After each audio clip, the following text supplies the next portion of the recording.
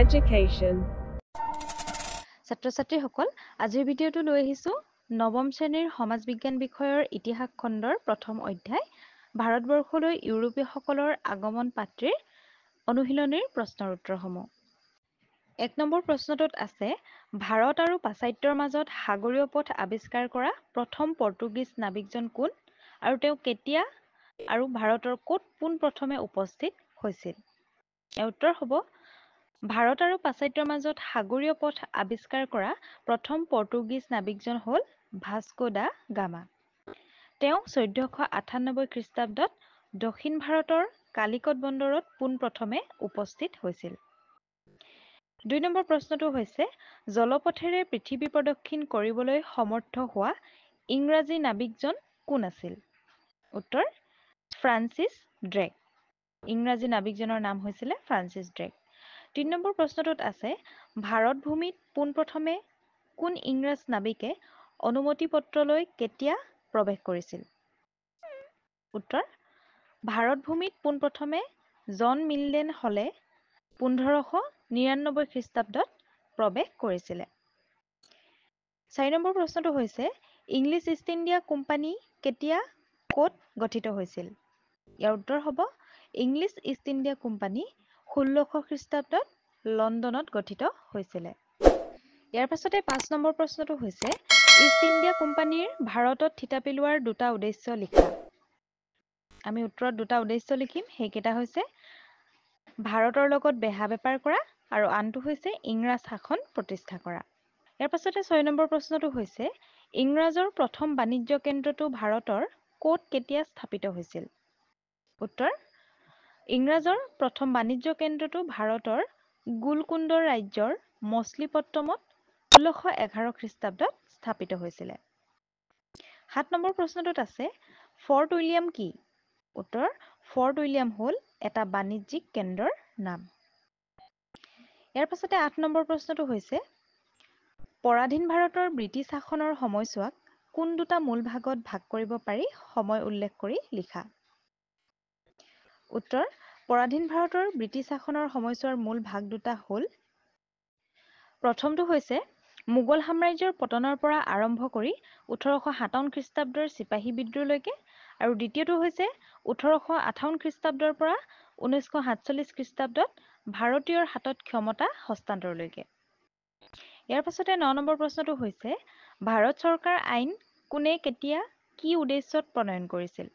ইয়াত তিনিটা প্ৰশ্ন সুধিছে কোনে কেতিয়া আৰু কি উদ্দেশ্যত প্ৰণয়ন কৰিছিলে ভাৰত চৰকাৰ আইনখন।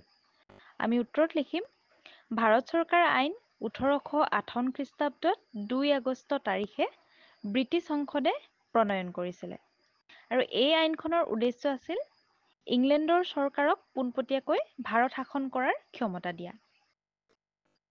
ইয়াৰ পাছতে 10 নম্বৰ প্ৰশ্নটো হৈছে ভাৰতীয় পৰিষদ আইন কেতিয়া আৰু কি উদ্দেশ্যত প্ৰণয়ন কৰা হৈছিলে। ইয়াৰ উত্তৰ হ'ব ভাৰতীয় পৰিষদ আইন ব্ৰিটিছ সংসদে প্ৰণয়ন কৰিছিলে আৰু এই আইনৰ উদ্দেশ্য আছিল আধুনিক প্ৰশাসন ব্যৱস্থাটোৰ সৈতে শিক্ষিত ভাৰতীয়ক চিনাকি কৰাই দিয়া। ইয়াৰ পাছতে আছে তোমালোকৰ দীঘলীয়া প্ৰশ্নৰ উত্তৰসমূহ।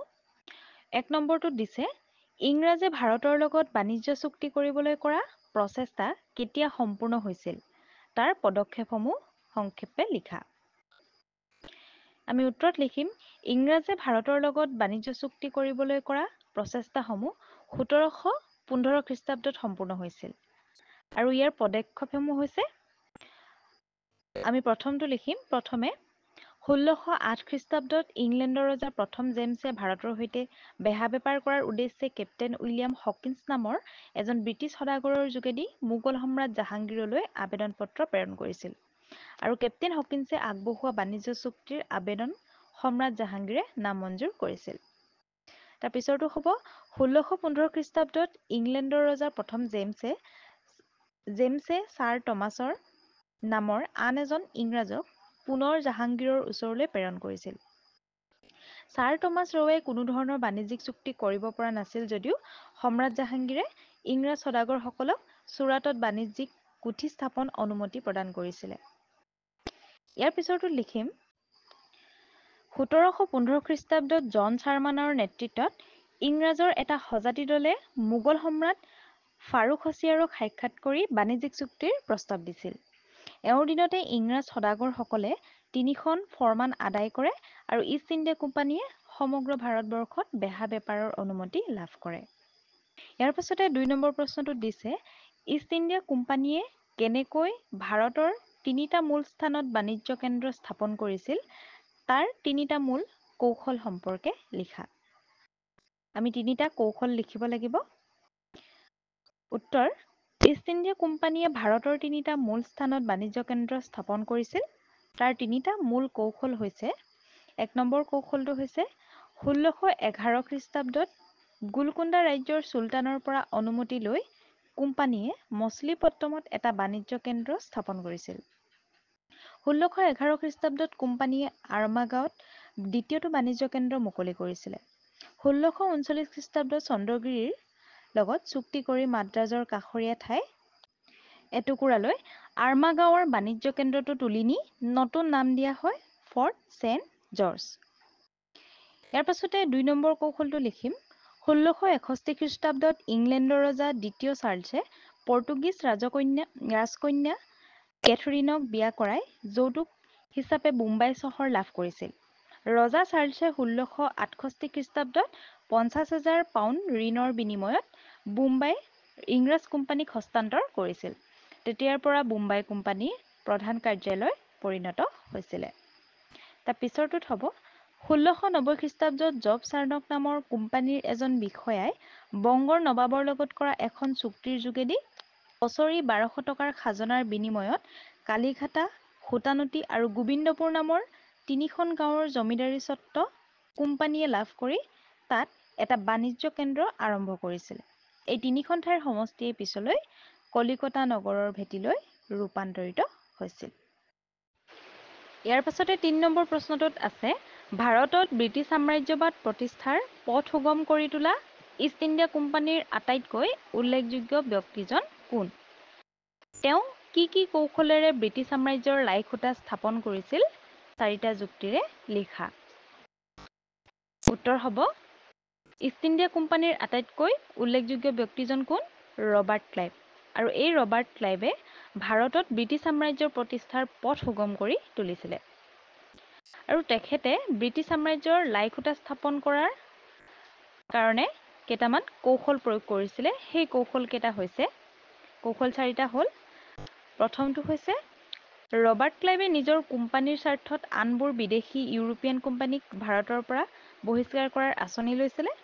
২ নম্বৰ কৌশলটো হৈছে তেওঁ যুদ্ধ নাইবা মিত্ৰতাৰে পাখেৰে দেশীয় ৰজাসকলক কোম্পানীৰ ফলীয়া কৰিবলৈ প্ৰচেষ্টা চলাইছিলে।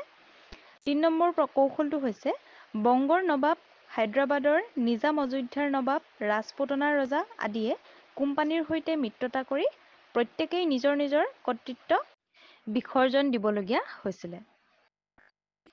আৰু ৪ নম্বৰটো হৈছে পলাচী যুদ্ধত বংগ, বিহাৰ আৰু উৰিষ্যাৰ নবাব চিৰাজ উদ-দৌলাক চালা চতুৰীৰে পৰাস্ত কৰি ভাৰতবৰ্ষত ব্ৰিটিছ সাম্ৰাজ্যৰ লাই-খুঁটা স্থাপন কৰি ব্ৰিটিছ সাম্ৰাজ্যবাদ প্ৰতিষ্ঠাৰ পথ সুগম কৰি তুলিছিলে।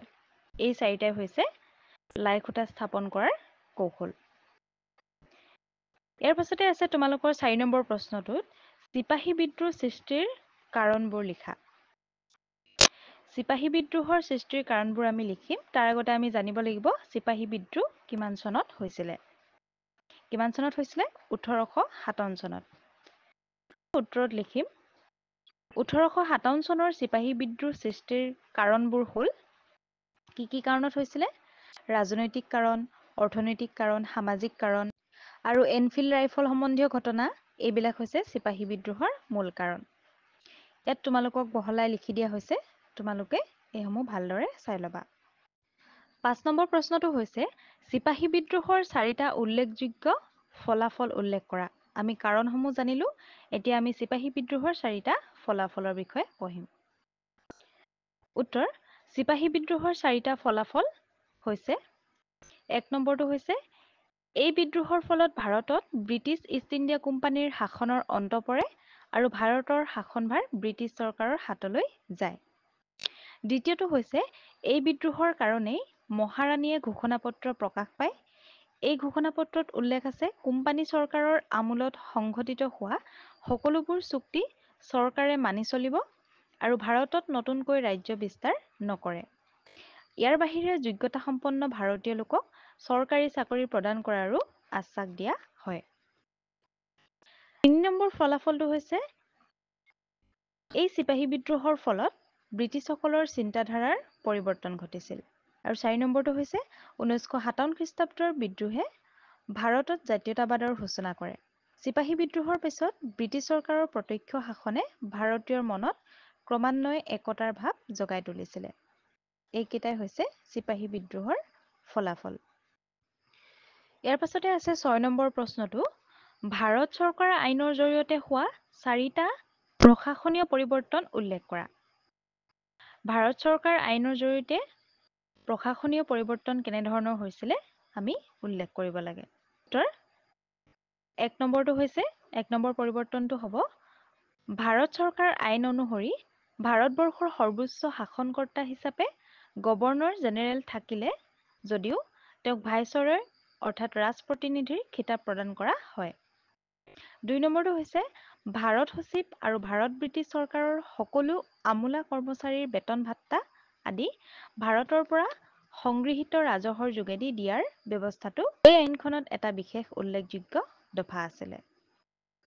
তাৰ পিছৰটোত হৈছে ভাৰত চৰকাৰ আইনখন বলবৎ হোৱাৰ পিছত ১৮৫৮ খ্ৰীষ্টাব্দৰ ১ নৱেম্বৰ তাৰিখে এলাহাবাদত এখন দৰবাৰ আয়োজন কৰি ভাইচৰয় লৰ্ড কেনিঙে নিজকে মহাৰাণী ভিক্টৰিয়াৰ প্ৰতিনিধি বুলি ঘোষণা কৰি পোনপটীয়া ভাৰত শাসন প্ৰথমখন ঘোষণাপত্ৰ পাঠ কৰিছিলে।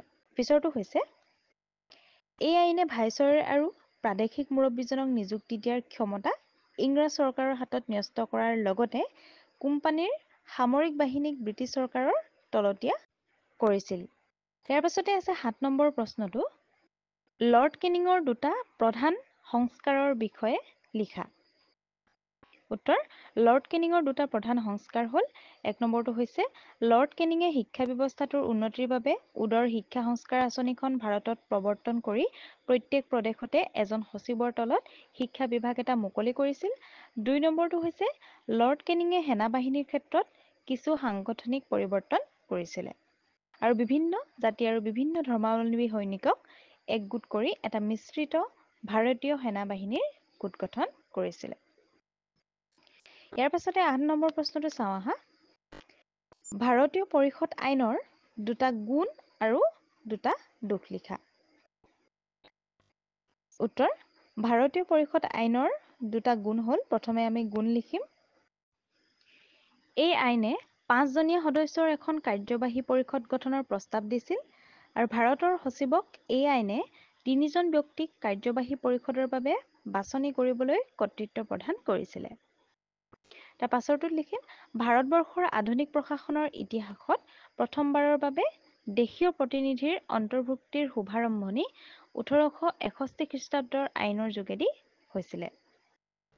তাৰ পাছতে ভাৰতীয় পৰিষদ আইনৰ দুটা দোষ হৈছে এইখন আইনে বংগৰ গভৰ্ণৰ জেনেৰেলক অপৰিসীম ক্ষমতাৰ অধিকাৰী কৰিছিলে ফলস্বৰূপে প্ৰাদেশিক পৰিষদসমূহৰ আইনী ক্ষমতা বহু ক্ষেত্ৰত সংকুচিত হৈছিলে। তাৰ পিছৰটো হৈছে গভৰ্ণৰ জেনেৰেলৰ হাতত নিজাকৈ অধ্যাদেশ জাৰি কৰিব পৰা ক্ষমতা দিয়া হৈছিল। তেওঁ পৰিষদৰ সৈতে কোনো সম্পৰ্ক নকৰাকৈ যিকোনো ধৰণৰ ক্ষমতা প্ৰয়োগ কৰিব পাৰিছিলে। এইকেইটাই হৈছে ভাৰতীয় পৰিষদ আইনৰ দুটা দোষ। ইয়াৰ পাছতে ৯ নম্বৰ প্ৰশ্নটো আছে ইংৰাজৰ সময়ত স্থানীয় স্বায়ত্ত শাসনৰ জৰিয়তে হোৱা পৰিৱৰ্তনসমূহ আলোচনা কৰা। ইয়াৰ উত্তৰটো আমি পইণ্ট ৱাইজত লিখিম যি যি পৰিৱৰ্তন হৈছিলে। ১ নম্বৰ পইণ্টটো হৈছে স্থানীয় স্বায়ত্ত শাসনৰ জৰিয়তে প্ৰশাসনীয় দক্ষতা বৃদ্ধি আৰু স্থানীয় শাসনক ৰাজনৈতিক শিক্ষাৰ এক মাধ্যম হিচাপে গ্ৰহণ কৰা সুবিধা প্ৰদান কৰা। ২ নম্বৰটো হৈছে ভাৰতীয়ৰ মাজত শিক্ষা বিস্তাৰ আৰু ভাৰতীয়ক আধুনিক প্ৰশাসনৰ লগত চিনাকি কৰি দিয়া। ৩ নম্বৰটো হৈছে এই উদ্দেশ্যে প্ৰস্তাৱিত নিকায়সমূহত নিৰ্বাচিত সদস্যৰ নিযুক্তিৰে প্ৰশাসনৰ গোটবিলাকক কেন্দ্ৰীয় শাসনৰ পৰা মুক্ত কৰি ৰখা। ৪ নম্বৰটো হৈছে প্ৰত্যেক মহকুমাত একোখনকৈ আঞ্চলিক পৰিষদ গঠন কৰে। ৫ নম্বৰটো হৈছে আঞ্চলিক পৰিষদৰ অধিকাংশ সদস্যক নিৰ্বাচন কৰি অনাৰ লগতে এজন বেচৰকাৰী ব্যক্তিক সভাপতি হিচাপে বাছনি কৰাৰ ব্যৱস্থা কৰিছিলে। আৰু 6 নম্বৰটো হৈছে স্থানীয় স্বায়ত্ত শাসনৰ জৰিয়তে নগৰীয়া এলেকাসমূহত নগৰপালিকা আৰু পৌৰসভা গঠন কৰা হৈছিলে। ছাত্ৰ ছাত্ৰীসকল, ইয়াৰ পাছতে 10 নম্বৰ প্ৰশ্নটোত আছে অসামৰিক সেৱাত কেনেকৈ ভাৰতীয়সকল অন্তৰ্ভুক্ত হৈছিল আৰু এই সেৱাৰ বিকাশ সম্পৰ্কে আলোচনা কৰা। তোমালোকে ইয়াৰ উত্তৰটো ভালদৰে লিখি ল'বা, ইয়াত দিয়া আছে। তাৰপিছতে আমি চাম 11 নম্বৰ প্ৰশ্নটো। 11 নম্বৰ প্ৰশ্নটো কি দিছে? ব্ৰিটিছ অধীন ভাৰত আৰু স্বাধীন ভাৰতৰ অসামৰিক লোকসেৱা সম্পৰ্কে 3টা পাৰ্থক্য উল্লেখ কৰা। ইয়াত আমি পাৰ্থক্য লিখিব লাগিব, ব্ৰিটিছ অধীন ভাৰত আৰু স্বাধীন ভাৰতৰ অসামৰিক লোকসেৱা। উত্তৰ, ব্ৰিটিছ অধীন ভাৰত আৰু স্বাধীন ভাৰতৰ অসামৰিক লোকসেৱা সম্পৰ্কে 3টা পাৰ্থক্য তলত উল্লেখ কৰা হ'ল। 1 নম্বৰটোত লিখিম, ব্ৰিটিছ অধীনত ভাৰতত লোকসেৱা আয়োগৰ পৰীক্ষা লণ্ডনত অনুষ্ঠিত হৈছিল। সেইবাবে নগণ্য সংখ্যক ভাৰতীয়ই এই পৰীক্ষাত অংশ ল'ব পাৰিছিলে। কিন্তু স্বাধীনতাৰ পিছত লোকসেৱা আয়োগৰ পৰীক্ষা ভাৰতত অনুষ্ঠিত কৰাৰ বাবে বহুতো উপকাৰ হৈছে। 2 নম্বৰটো হৈছে ব্ৰিটিছৰ অধীনত সৰ্বভাৰতীয় পৰ্যায়ত লোকসেৱা পৰীক্ষা অনুষ্ঠিত কৰা হৈছে। কিন্তু স্বাধীনোত্তৰ কালৰ ভাৰতবৰ্ষত সৰ্বভাৰতীয় আৰু প্ৰাদেশিক উভয় পৰ্যায়তে পৰীক্ষা অনুষ্ঠিত কৰা হৈছে। 3 নম্বৰ পাৰ্থক্যটো হৈছে ব্ৰিটিছৰ অধীন ভাৰতীয় লোকসেৱাৰ পথ 1/6 ইংৰাজ ব্যক্তিৰ কাৰণে সংৰক্ষিত আছিল। তাৰোপৰি লৰ্ড কিটনে নিজে পদবীসমূহৰ বাবে উচ্চ বংশজাত ভাৰতীয় ব্যক্তি বাছনি কৰাৰ নিৰ্দেশ দিছিল। আনহাতে স্বাধীন ভাৰতত ইংৰাজৰ কাৰণে কোনো ধৰণৰ উচ্চ বংশৰ কাৰণে সংৰক্ষিত কৰা হোৱা নাই। ছাত্ৰ ছাত্ৰীসকল, আজিৰ ভিডিঅ'টো আছিল ইমানেই। যদি ভিডিঅ'টো ভাল পালা তেন্তে ভিডিঅ'টো লাইক কৰিবা, কমেণ্ট কৰিবা আৰু বন্ধু বান্ধৱীলৈ শ্বেয়াৰ কৰাৰ লগতে আমাৰ চেনেলৰ প্ৰশ্ন উত্তৰৰ ভিডিঅ'সমূহ পাই